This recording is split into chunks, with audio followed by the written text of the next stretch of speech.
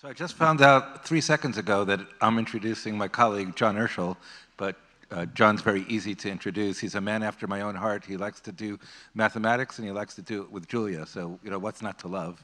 So John is a graduate from a school in this state. He's a graduate from Penn State as an undergraduate, and was also a graduate student and earned his PhD at MIT, and I feel lucky that he was in some of my classes back then, and I feel lucky that he's my colleague right now. So some people think that one of the interesting parts of John's biography is that he was a professional football player for the Baltimore Ravens. I don't know how to play football. Nobody else at MIT knows how to play football. They don't even know what the game is. So nobody seems to be aware of this or even care. But other people seem to think this is interesting. So without further ado, let me introduce you to John Urschel. Oh, there he is. Perfect.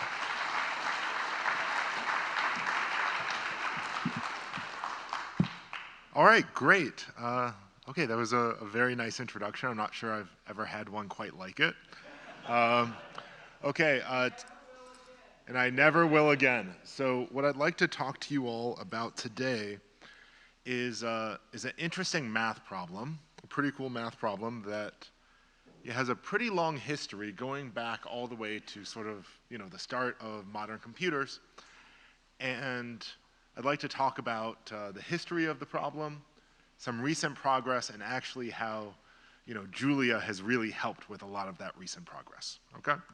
So, okay, Alan did a great job introducing me, but I'll say a couple things about myself. I'm an assistant professor at MIT Math, and really, as far as research goes, I really like matrices, and anytime there's a matrix somewhere, you'll probably find me there. So, numerical linear algebra, matrix analysis, spectral graph theory, and I'm also a Julia user since 2016 when I took random matrix theory with Alan, and my sort of approach to Julia may be sort of quite different than many of you. I've enjoyed going to lots of talks and learning about different things. I'm sort of I'm a greedy Julia user. I care about doing math. I want to solve problems, and I find Julia is an amazing tool to help me do that.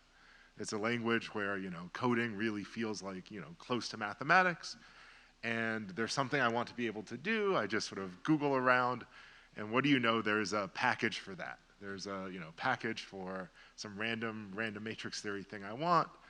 I wanted to do something over GF2. There's a package for that, and so if you've ever, helped create or maintain one of these packages, I thank you. Now, to the problem I want to talk to you all about today, well, it's a math problem, and I thought to warm us up, why don't we warm up with a math problem kind of like high school, college style. So this might feel a little bit like the type of math problem you might have seen in high school or college. So here we go. So imagine you're making rice, and so there's good grain, there's okay grain, and not so good grain. And you're taking like combinations of the three of them.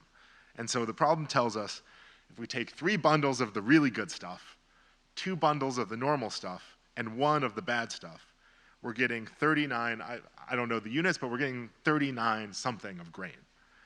And then we do this 2 different ways, and we get different amounts of grain. And really what we'd like to know is if I just use the really good stuff, how much grain am I going to get out? Or if I just use the normal stuff, how much grain do I get out? If I just use the bad stuff, how much grain am I getting out? And to some of you, hopefully, if you sort of make some assumptions about how the grain is made, you might think of this kind of like a linear algebra problem. And you could represent this using the matrix on the right-hand side, where the first 3 columns represent our 3 variables. The last column is representing sort of the amount of grain we're making. And maybe we want to solve these 3 equations for these 3 variables to see how much each one would make. And yes, the left side is very old Python. No, so the left side is actually representing what's on the right with sticks. So 1 vertical stick is 1, 2 vertical sticks is 2, sideways stick is a 5, and if you have 2 to the left and to the right, that's different numbers. So this leftmost column reads 1, 2, 3, 26. So that's my bottom row. middle column is 2, 3, 1, 34, and then the last column is 3, 2, 1, 39. And so I'm representing these numbers with sticks, which might hint at how old this problem might be. It's very old Python. Okay, so how might you solve this? Well, in school, I think many of us learned this algorithm called the elimination algorithm.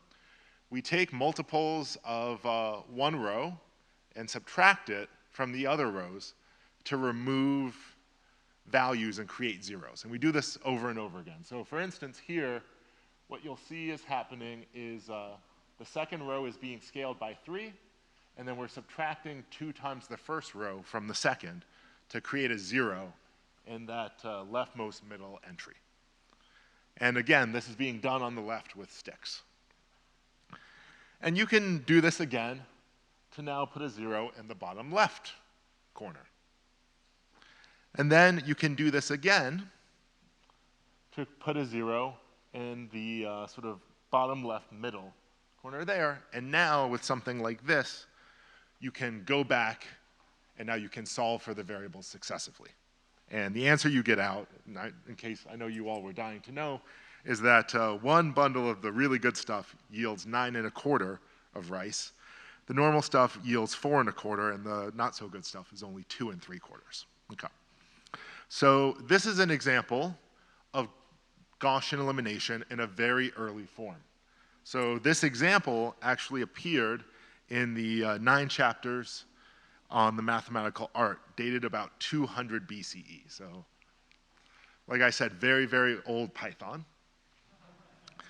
And really, it has some differences. The example I showed you is pretty suggestive because no negative numbers show up, nothing strange happens. The method can look a little different than the modern elimination method we learn in school, but really in spirit, it's about the same. And yeah, so this was many, many years before Gauss was even born. Okay, so now let's talk a little bit about what do I mean by the elimination algorithm or Gaussian elimination or an LU factorization. I want us to think back in our brains. What I mean is I want to factor some n by n matrix A as the product of 2 matrices, L and U, where L is lower triangular and U is upper triangular. And the way I can do this is by, at each step, taking my first row and subtracting multiples of it from all the other rows to create zeros in the top, in the sort of first column. And this can be represented through a rank 1 update, which you'll sort of, can you see my cursor? No. Which you'll see as the B minus XY transpose over alpha. And the idea is we do this over and over again. Eventually we get a lower triangular times an upper triangular. We solve this system, and this allows us to solve any arbitrary linear system, okay?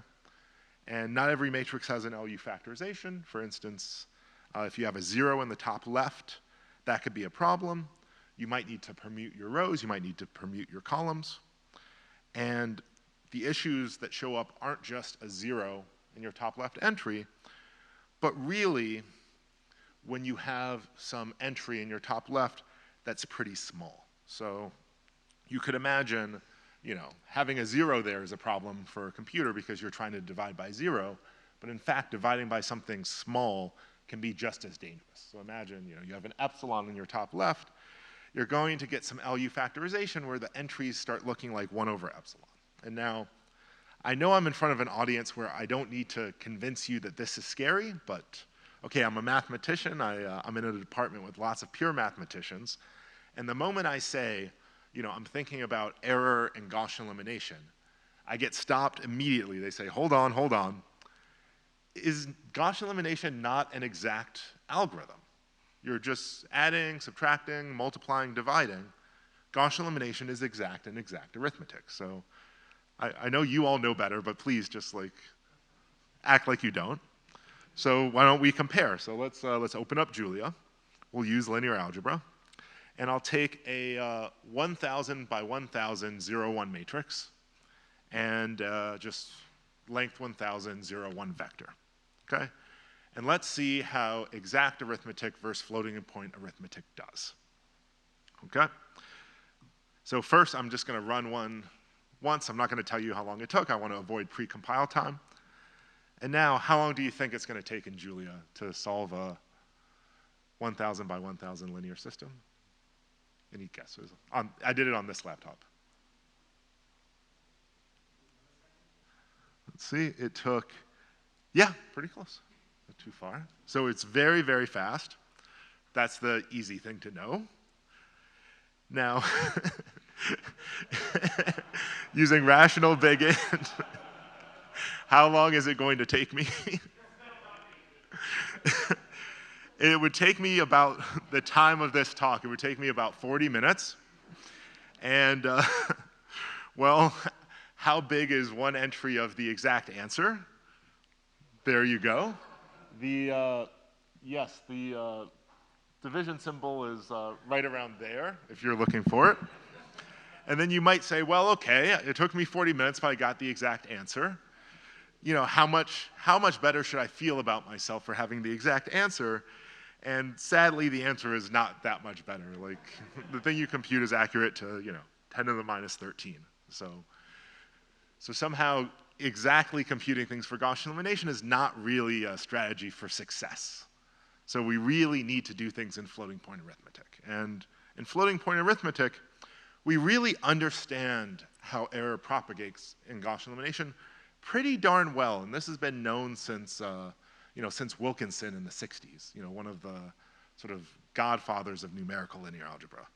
And what he figured out, okay, this notation looks a touch complicated, but the idea is I want to solve AX equals B using an LU factorization. The answer that I get is a solution to almost the right problem. If this big matrix E I'm writing down was 0, I'd have the exact answer. How far off am I? How big is this E? Well, it scales like n, the dimension of my problem, times u, the unit round off in double precision, about 10 to the minus 16. And then it scales by the size of the entries in my L and U. And so really what this means is that for an LU factorization, if I compute L times U and those numbers don't get too big, I'm happy and I know that I've got a pretty good answer I can trust. So really the game when it comes to this elimination algorithm is to just say, how can I rearrange the rows and rearrange the columns of my matrix so that when I do this LU factorization, entries stay small. Entries stay small, I'm happy, I know error is small. Reasonable enough? Okay. So how do people actually choose to permute their rows and permute their columns so that there's 3 popular strategies. I'd say the most popular. The first is complete pivoting. This is to say the pivot that I choose, I want it to be the biggest magnitude entry in my entire matrix. Rook pivoting sort of says, no, I just want it to be the biggest entry in the first column and the first row. And partial pivoting says, I just want it to be the biggest thing in the first column. And so for context, if you look at LAPAC, the standard is partial pivoting. So this is what / command calls in Julia in MATLAB. This is what linealge.solve calls in Python. So you're using Gaussian elimination with partial pivoting.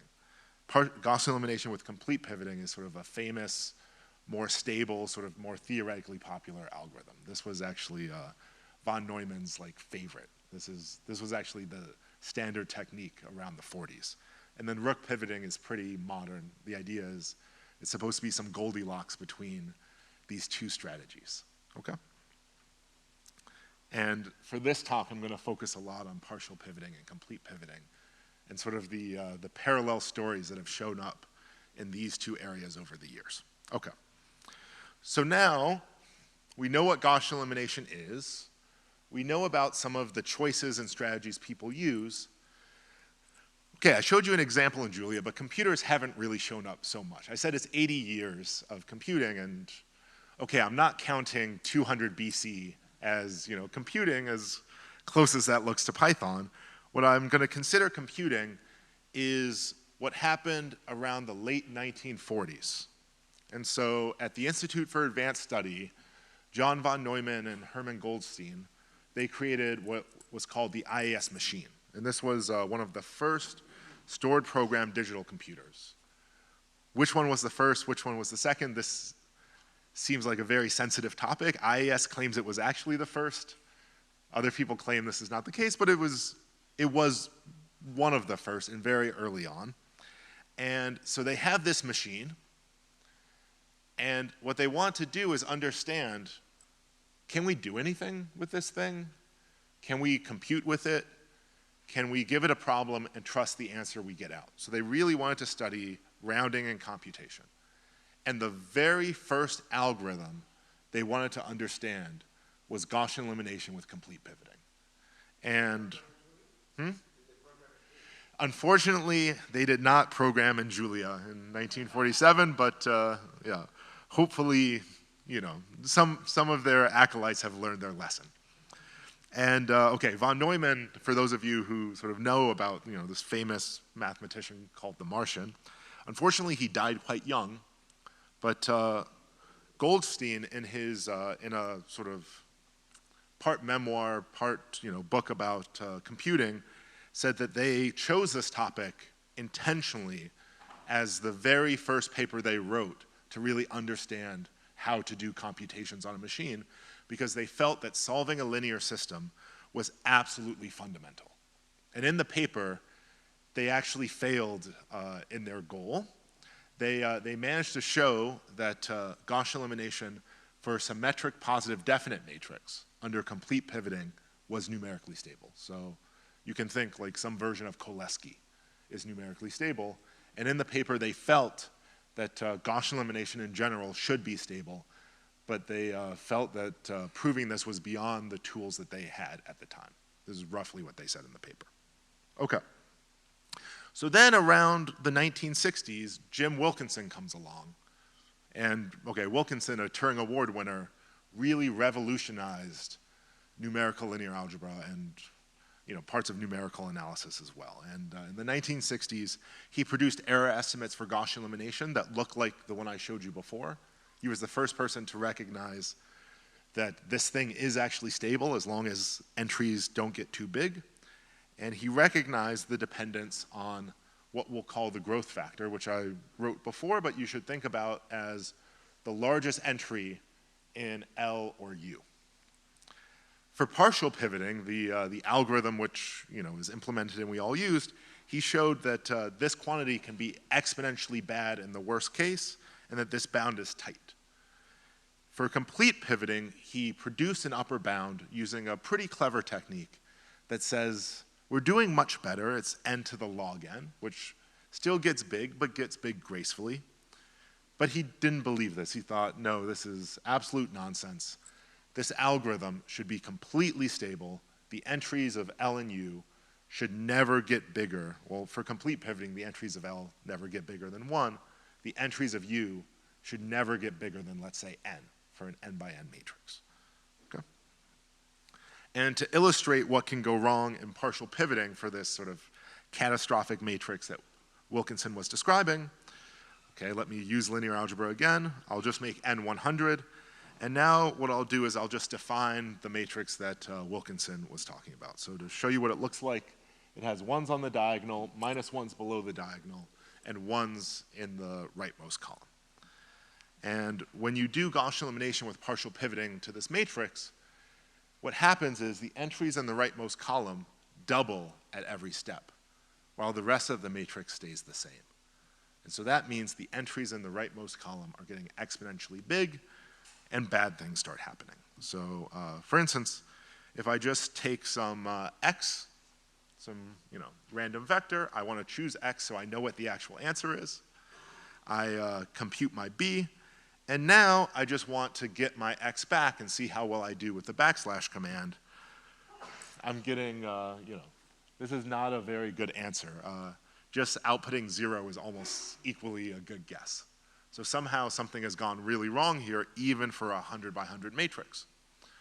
For people who, are really sort of like numerical, really initiated into numerical analysis, this is around the time I get a question around, well, okay, but how ill-conditioned is the problem? And the condition number is not bad. It's like 45. which is pretty acceptable for a 100 by 100 matrix. Okay, so now what I'd like to talk about is really, I've set the stage about the history of this problem. What does the modern story about Gaussian elimination look like? Okay? And really, the modern story takes two very different looking tracks.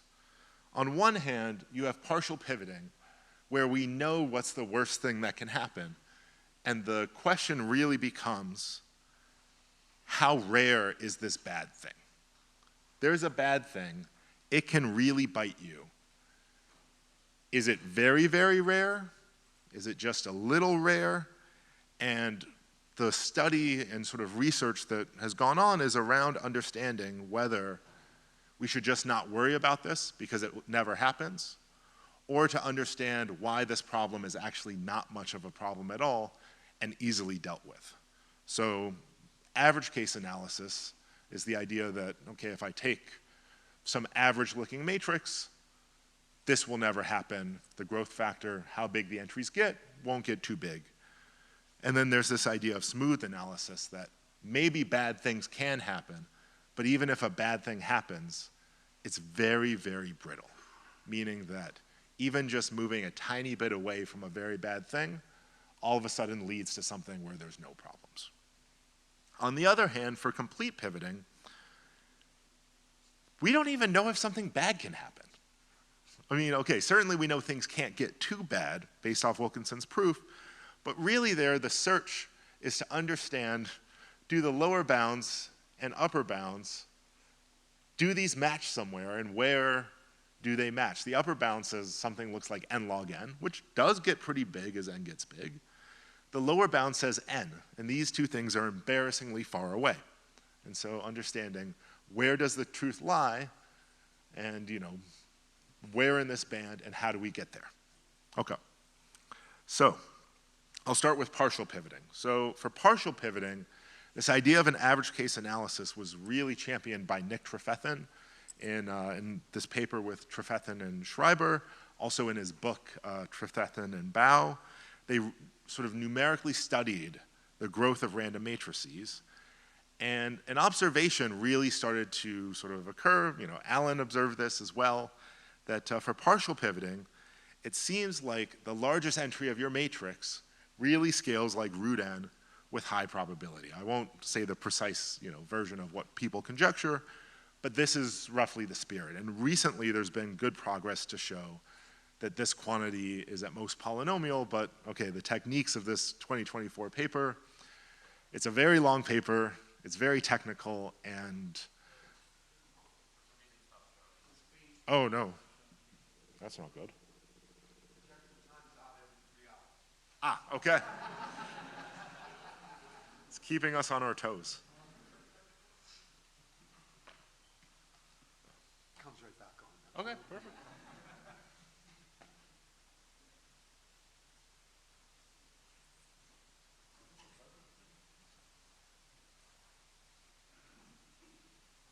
Perfect. And here's an example of a picture that shows you that, really this is the truth, and you can even see this behavior, when you just run a couple lines of Julia code. This is just a histogram. I take 100,000 samples of the growth factor of and rand n by n, for different powers of 2, and you can see, when n is 256 all the way up to 2048, really this scales like root n. Like this really does seem like the truth, although this is incredibly hard to prove, I believe. Okay. Now, a different approach says, well, instead of saying, I take some random matrix, why don't I try to find some Goldilocks approach? Thinking about worst case is far too pessimistic to say, what's the most dangerous thing that can happen? But saying what happens on average also is pretty soft. Like, what really does average mean? Okay, this is a quote of Alan's that, it's a mistake to say that a random matrix looks like any old matrix, because, the distribution of a random matrix, I don't know what the distribution of matrices that we deal with or that Julia gets on a given day, but it certainly doesn't look like a random matrix distribution. And so perhaps an even better way to try to understand what's going on is through an idea of smoothed analysis.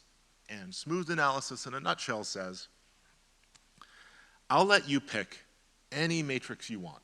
It can be as bad as you want. It can be, the worst thing in the world. And what I get to do is I get to take whatever you give me. I get to just sprinkle on a tiny bit of noise. And the idea is that if I just add a little bit of noise, everything is going to be okay. And in fact, people have been able to prove that without pivoting, this certainly holds. And with partial pivoting, this should be even more true. Though somehow the actual pivoting strategy, the fact that you have a greedy algorithm, makes it harder to actually say anything concrete. But as a numerical experiment, here's Wilkinson's matrix. I add a little bit of perturbation, this horrible thing that just hurt us. If I just add even 10 to the minus 16 level sort of perturbation to this matrix, already the largest entry drops from 10 to the 30 to 10 to the 18 for that 100 by 100 example. And it just gets better by then. And this is without pivoting. Pivoting should only help you. But still, despite sort of being able to see exactly what should happen on a computer, despite Julia telling us this is the behavior, actually proving any of the things I'm showing you has proven incredibly difficult and incredibly elusive. So somehow we can really see the truth of what things look like, what should happen, but actually being able to say anything with math is really, really hard. On the other hand, if I move to complete pivoting, it's the complete, well, not the complete opposite, but computers are not really telling us what's happening. So in the 60s and 70s, 80s and 90s, people were trying to prove this conjecture for small values. They were unable to actually improve the upper bound of Wilkinson in any sort of meaningful way, and so they focused on small cases. And then Nick Gould in 1991 managed to find a 13 by 13 matrix with growth factor 13.02 using Lancelot, the optimization software. Allen, a year later, found a nearby matrix with the same growth factor in exact arithmetic, but since the 90s, really not much had moved for quite a long time. The idea is we know that this conjecture that Wilkinson made in the 60s is barely not true, and we have pretty much no improvement to the upper bound. And recently, Alan and I, and also Alan and Ankit Basain and I, have gotten quite interested in this problem. And we tried to sort of bring math and also Julia to bear on this problem in the hope that something fruitful would happen. And in fact, the first thing we did is we managed to show that this conjecture that Wilkinson made in the 60s, or Wilkinson and Cryer, that this is actually not true for just most values of n, and they're off by at least a multiplicative constant. And in fact, the way we managed to do this was through a combination of mathematical theorems and using nonlinear optimization through jump and IPOpt.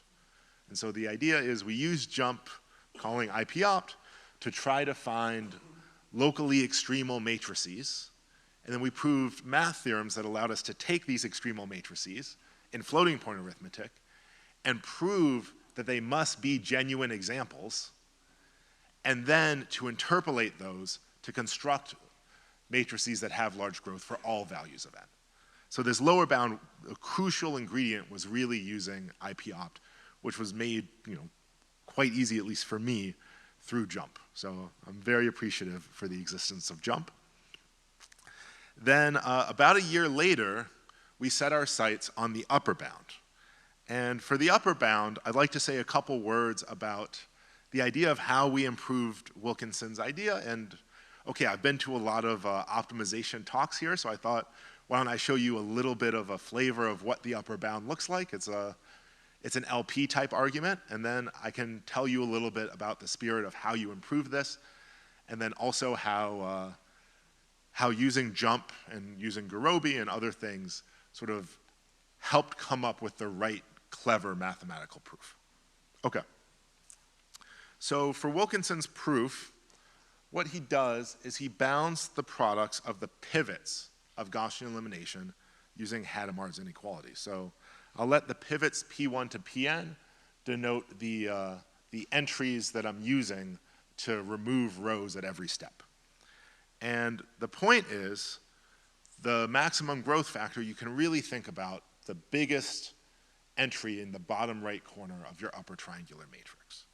And so we're trying to maximize a ratio of P1, which is the pivot of the 1 by 1 matrix, divided by Pn, the pivot of the original n by n matrix. And this extra constraint I have is something called Hadamard's inequality. It bounds how big the determinant of a matrix can be. If you haven't seen it, don't worry about it too much. What you can do is you can convert this to a linear program by doing a log transformation. And amazingly, the simple structure of this LP makes it really easy to solve. So I can write this LP as a matrix inequality. So I'll write it like this. And the amazing thing is that this matrix on the left, is lower triangular. So it's easy for me to take the inverse of it. And it just so happens that when I take the inverse of it and I apply it to the vector corresponding to my objective, I actually get something non-negative. And so the point is, if I take this inverse, apply it to my objective, and I actually get something non-negative, I know it has to be the solution, and I'm done, I've solved my LP. No software is needed, you can just do this with pencil and paper. So this is very, very nice. Now, our idea to try to do better than this is a pretty simple one. The idea is, when you're doing Gaussian elimination, what are you doing? You have a matrix, and every time you're adding a rank 1 matrix to it. And you're doing this over and over again. And so in spirit, when you do Gaussian elimination, really only one of two things can happen.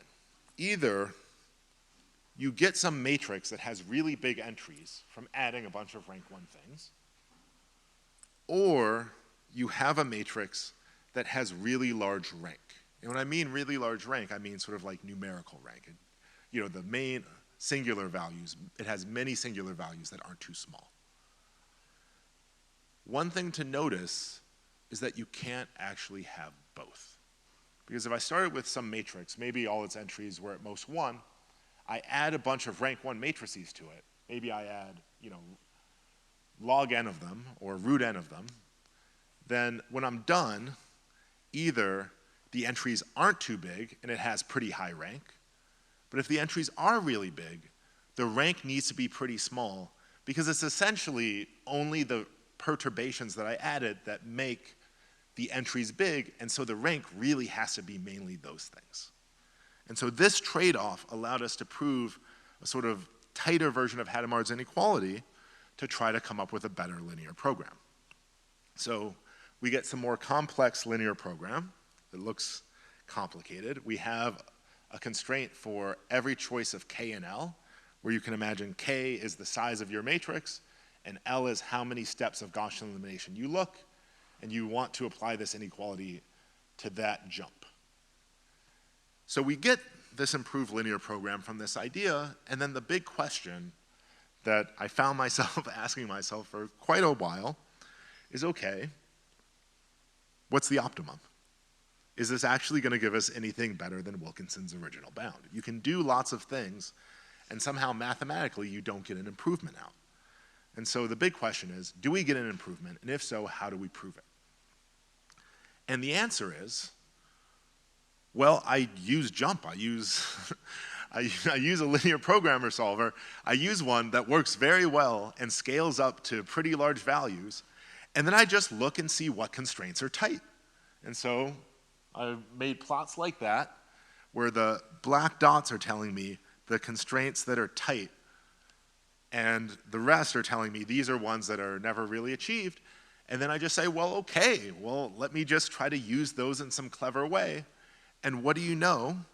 The observation that really I should only care about the constraints on like this right part of the triangle and this line going out was exactly the inspiration that we needed to find a really slick and really clever proof. The proof uses an idea involving taking this finite dimensional linear programming problem, converting it to a continuous one, and applying LP duality in a way that really doesn't look like LP duality.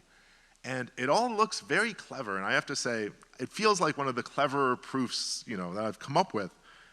But really, the cleverness comes from, from Jump telling me, this is the answer, this is the technique, this is the idea, and from this sort of thing pops out. And so from here you get this improved bound, and this is the first improvement to Wilkinson's upper bound since 1960. And okay, I could show you a little bit about how the proof goes, but I think I might spare you the details unless, if you have a question you're dying to know, you can know. But the main thing I'd like to say is that, okay, where we're at now is we have this fascinating, math problem that, really started in the late 1940s, and still we do not fully understand in either of these tracks. And I think, computing power, I think sort of like seeing what the landscape of this type of problem looks like is really a tool that can bear fruit.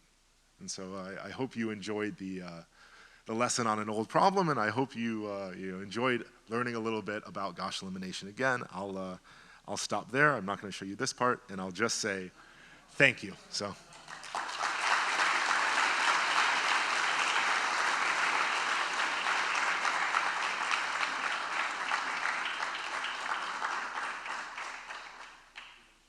Yeah, so I stopped a touch early. Unfortunately, I was invited to come to JuliaCon. I was a little bit of a late addition, so I was only added about 2 weeks ago, I think. And my son has a dentist appointment that I promised I'd take him to in the morning. So I am running to the airport at 5, but I'm happy to take questions till then. Yep. So do we have a few questions? Somebody over there?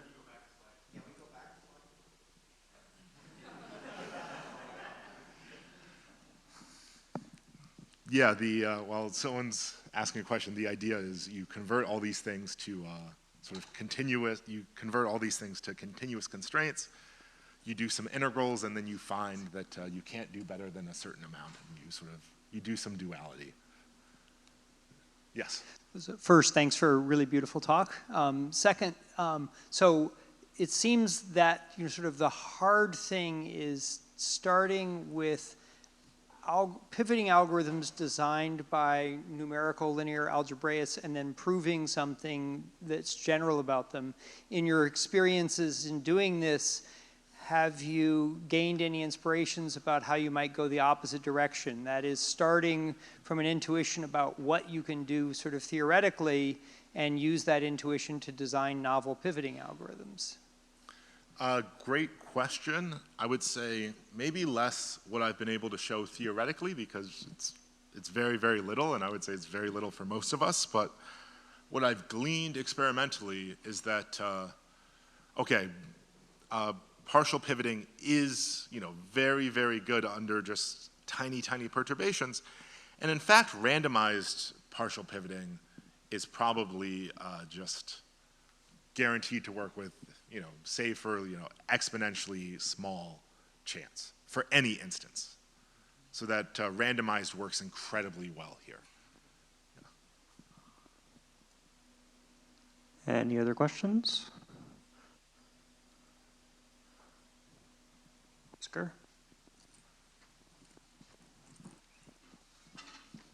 Any thoughts on non-pivoting methods, like with random multiplications as preconditioning?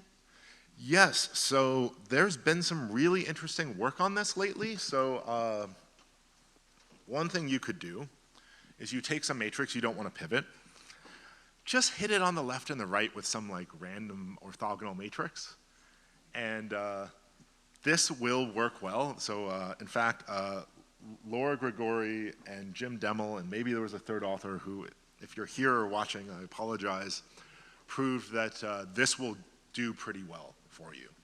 But okay, generating orthogonal matrix does take some work, and I would be happier if, for instance, you could show, because I think it's probably true that even if you hit it on the left or the right with some like random butterfly matrix or something that you can generate a little quicker, that you can also apply very quickly, I think this should also do the trick, and you just shouldn't need any pivoting. Yeah, but that's a great question. Alrighty, I think you have an Uber to get to, so everybody give a huge thank you to Dr. Urschel, and I will see you all at the poster session here in about an hour.